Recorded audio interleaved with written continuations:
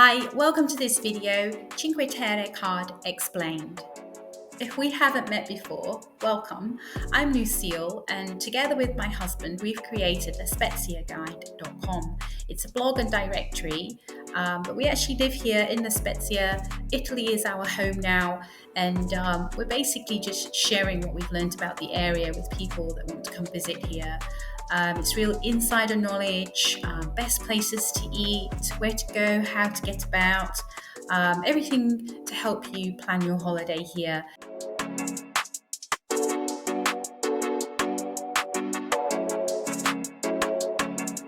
So the Cinque Terre Card, or the Cinque Terre Pass, is your easy ticket to accessing transport, which is trains and buses, and hiking trails in the Cinque Terre National Park.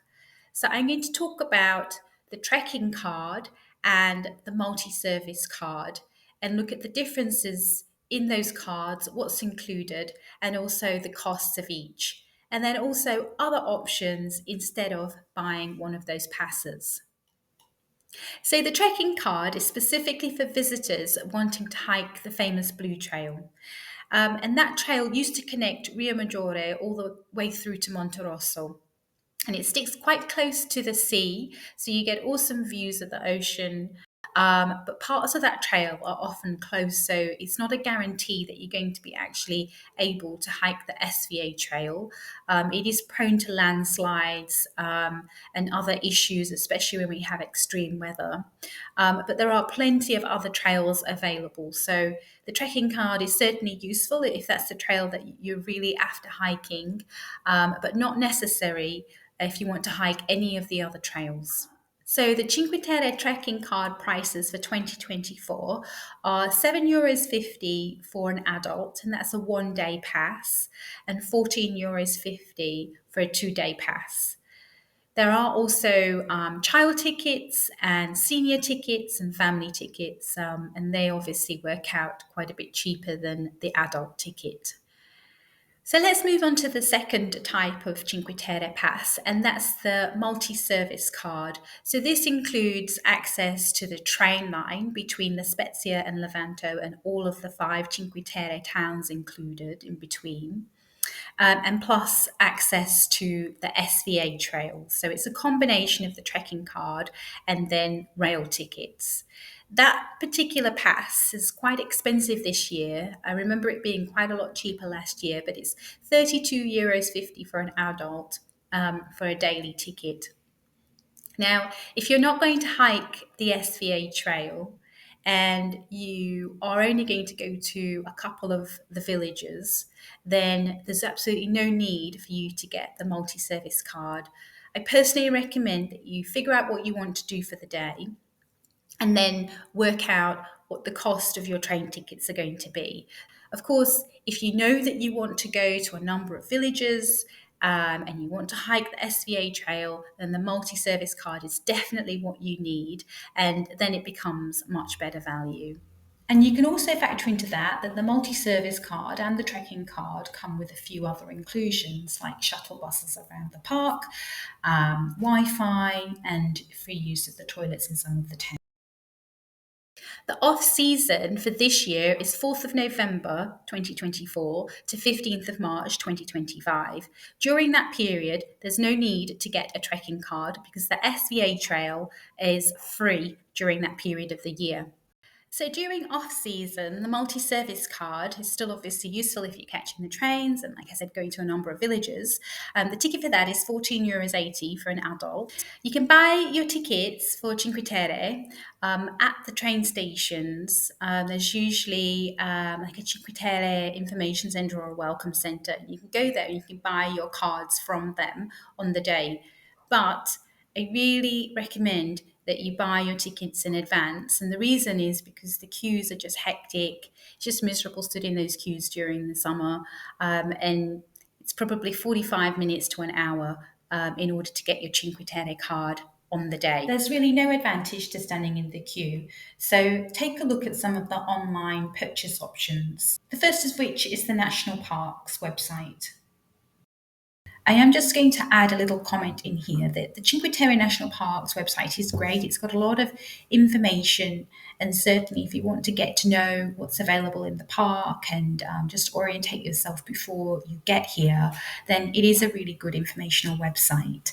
And of course, if you want to do the trails, you can pick up park maps and kind of plan for your trip. It's also a really good site to check just to make sure that the trails are open, particularly in bad weather. That's something I would recommend you do. But having tried to purchase my own Cinque Terre Pass from the National Parks website, I found it a really frustrating checkout process. It was really clunky and cumbersome. And in the end, actually, I abandoned the whole idea and we ended up standing in a queue down at the train station because it just wasn't working for us that day. But other than that, the National Parks website is definitely something you should be checking out and making good use of. The other option to buy your pass is through an app called My Pass. I haven't used that myself, but I believe it's also useful for purchasing other entry tickets whilst you're in Italy. My recommendation is to use Trenitalia for buying train tickets in general, but also for your Cinque Terre train passes and the multi-service pass. The reason I recommend Trenitalia is because it's a very nice, clean website. You've got all the pricing information available. It just makes everything very transparent and upfront as to what you're purchasing. And the process for buying your tickets and making payment is also really smooth and slick. And the other thing I really like is that it's got a bunch of different payment options. I think there's like 6 different payment options. So that's particularly useful for people coming from overseas.